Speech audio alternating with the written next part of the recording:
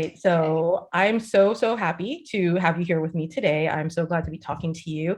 And I know, the amazing work that you do and the amazing work that you do for your clients with Punchy and how transformative, something is, that some of the work that you put together for them is. But can you tell everyone what you do? Tell them a little bit about Punchy so we can kind of set the baseline.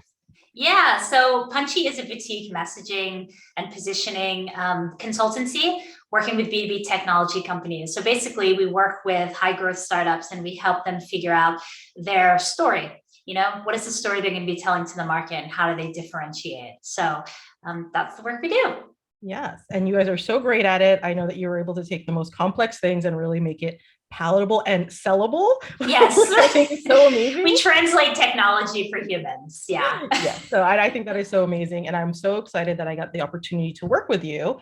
So it's been a little while since, we wrapped up our work, things have integrated. Can you just tell me like what's going on in the business today? How are things going? How are things operating? How's the team doing? Yeah, I mean, Punchy continues to grow. I think when we started working together, we brought on our first employee, right? It was Tom and I, co-founders, working together when we hired you. It was just us two and a contractor who works pretty constantly with us. And when we started working with you, we brought on another person. So that made us a team of four. And since then, we brought on, I'm like, how many other people do we bring on? Two other people, and we're looking to bring on a third who is actually someone who's going to do a lot of the work that I do, which was something that was a goal we had as like a future state in like 12 months, but we've accelerated that because the path of growth it's clear. We've accelerated it. We know what we need to do to scale because of the foundational work we've done together. So yeah, we continue to grow really quickly, but it's not scary because we have roles and we have SOPs and all of those things that you helped us figure out.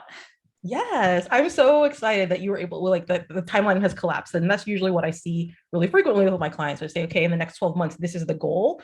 But once the processes actually start working, it usually is a snowball effect and we're able to like really collapse the timeline. So I'm really glad that you were able to kind of bring your own timeline down and really continue to grow the business.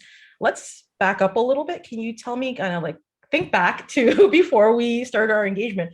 What was going on in the business? Like, kind of what was going on there that made you think like, we need to fix something. We got to look for someone to help us with this.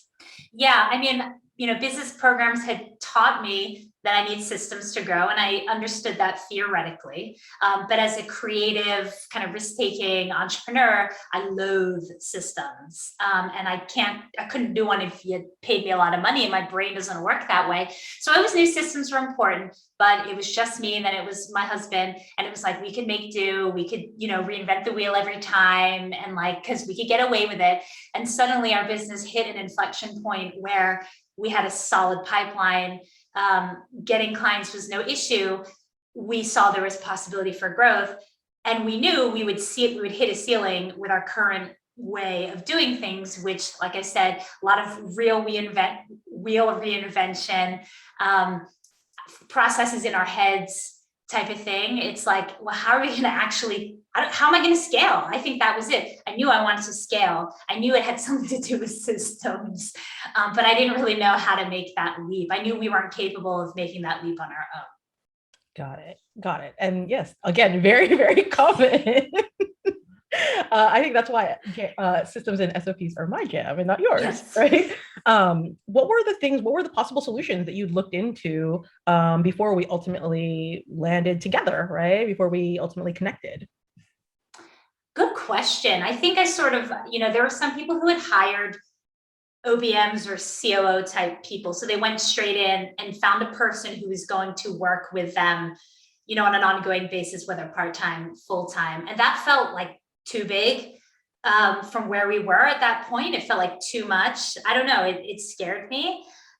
So that was the only thing I even considered. But other than that, I didn't really look anywhere else because you came recommended, and I knew you were awesome, and I trusted the people who recommended you. And then when I heard about your offering, I was like, wow, this is exactly made for someone like me with a business like mine. And when you see something like that, I was like, I need this.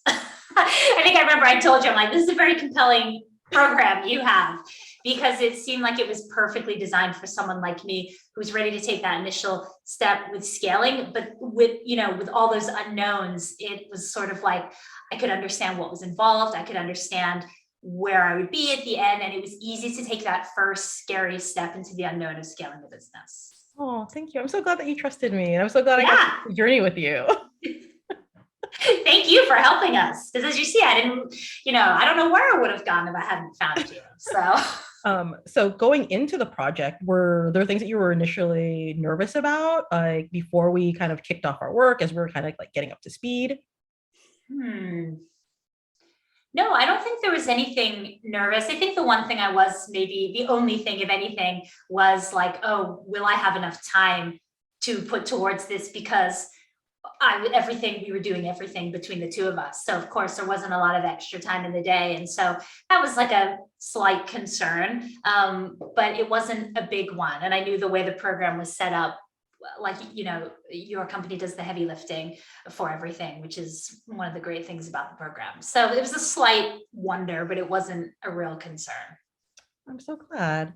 Was there anything that surprised you? Like once we actually started getting going, as we started to dig in and build your systems, was there anything about the work that we were doing or your interaction, like our work together, that surprised you? I was surprised by like the volume of work, you put out for us. I think, when I started seeing like all the SOPs, all the systems for sales, for marketing, client management, all these things, suddenly it was just like, wow, you realize how much work it takes to really map down the systems and processes of a functioning business. It's actually a lot. And I didn't realize, A, how much it was, and then B, like how much work is really necessary to get a company ready to scale, to get a company that's ready to involve new people to help do the work. You have to do a lot of things to make that successful. And I think I was surprised by how much work and value, you created for us. Yes, fully built to scale. Yeah, That's the goal, right? yes. So how did that feel? Like, as we were kind of pushing out the work, as things were coming together, as the foundations for some of the tech stuff that we put into place were put into place, how did that feel for you and Tom and, and the contractors that were like, oh, this is not how we usually work? Yeah, I think there's definitely a feeling of excitement. You can kind of see a new vision for your business. You feel like a real company, like a real organization, not just, you and your husband kind of doing this thing. You feel like, oh, it's a real company, and you kind of get excited about that. You get proud. We actually felt really good about our company the more we sort of looked at, all the pieces and how we could make decisions for moving forward. That would be really great. Yeah, I think it was just exciting. It was fun. It was like, oh, it helped us sort of see this future for the business. And I think, you asked really good questions, and you did a really good job of keeping us on track and making sure we were doing things that would take the work off our plate, not insisting that we hold on to certain things, like you kept us honest there, which I think is a good thing for entrepreneurs who are used to doing it all. Yeah, I'm so glad, because that is ultimately the goal, right? Like I want to take you out of the process as much as you are allowing me to, and as much as you're comfortable with. And I'm so glad that we were able to get there. And I know that there have been massive changes to kind of the way that you operate. I know you're thinking about bringing in a new strategist and removing yourself even further from, Yes. your process of delivery. So, can you tell me a little bit about like, all right, so what's going on with you now, that like, what does your life and your day really look like now that you're not so in the weeds, now that you're not so in the delivery work? What does that look like? What does that feel like for you? It feels like relief. I think this year, for half the year, I worked too hard. It wasn't crazy, the hours, but for me, that's too much. Working like a 40-hour week is like way too much for me. So I was working too much. I was doing too many things. And now being able to kind of, because I am a strategist and because I do a lot of creative work, you think, I can't teach someone to do that. Like, that's my magic in my brain. But actually, when you break an offering down into so many different pieces really clearly and hone that process, it suddenly becomes very clear, like, where you actually need to be. And so we were talking about a 6-week engagement that I was involved heavily for 4 weeks of that 6 weeks. And now when we've mapped it out and I looked at it, I was like, I don't need to do that. And I have a really clear system to help someone else do that successfully for me. So we've mapped out, all the engagements next year. We're bringing in someone to replace the upfront work that I do, which will free me to just stay in my zone of brilliance, which is just having meetings with clients, like in workshops, but not doing the back end work and not doing the work that comes after it. And so it's relief, really. It's sort of saving me from future burnout, which is definitely on the cards. And it's also, freeing me up to kind of achieve other things in my business that I want. I was so stuck in the business that I wasn't able to put time towards more aspirational goals. So I have time for that too. So yeah, it's been great. So the full CEO up level. Full CEO up level. It's like, I want to be the CEO show pony. I don't want to do any of this stuff. Fair, goals, right? Hashtag right. goals. But I think that's something that seems really unachievable and ridiculous. 7 months ago, I would have thought, yeah, right. Maybe in 15 years, I'll get that.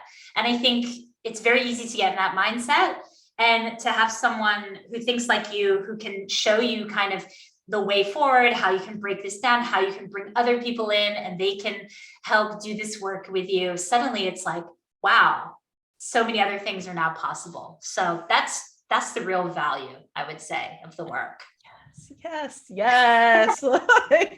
I'm so excited that you guys have that, because I see so much potential in what you and Tom and the rest of the team are doing. And, you are really transforming the face of the way that a lot of business is being done with a lot of the companies that you work with. So I think doing more of that, bringing more of your framework to the world is super, super important.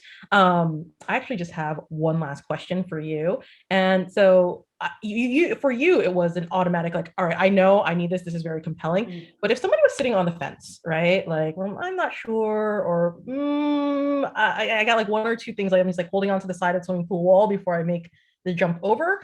What would you say to them, before going into this work, if you're still kind of like have that residual, like, I'm not sure? Yeah, I would ask you, like, do you want to scale your business or not? I think that is the question. Do you want to grow your business or not? Do you want freedom, in your day? Do you want to be the CEO of your company? And if you do, you have to take another bold step forward. Just like that same step you took that first day when you decided, like, I'm going to have my own business, and you quit your job and you took like a terrifying leap into the unknown and you made it, and you continue to grow. That is way harder than this decision. And, I just knew, even though I didn't really know what you would actually do because my brain doesn't go there, I knew that I had to invest in this to get to the next level. So if you really want to get to the next level, do this. It is a very efficient, like high value price point, like great price point for all the value you get. And it's accelerated, and your business will be in a completely different place after. So even if you decide not to do it now, you're going to come back around in like 6 months after pulling your hair out and make the decision. So why not save yourself the 6 months of pulling your hair out and just do it? Okay. All right. Yes, you heard it from Emma. She said, just do it. Like so many other of my clients, right? Like, it is after you've gone through, you're like, why didn't I do this sooner? Yeah. Oh my gosh. So I really appreciate you sharing all of your insight and, some of the details around the work that we did. I'm so glad that you are at this place now where you have a little bit more freedom in your day. You have a little bit more flexibility. You are removing yourself from the process. I'm glad that you're like sitting in the CEO driver's seat fully, and Tom is riding shotgun. Thank you for sharing your experience with us. And with that, until next time, everyone. Bye. Bye.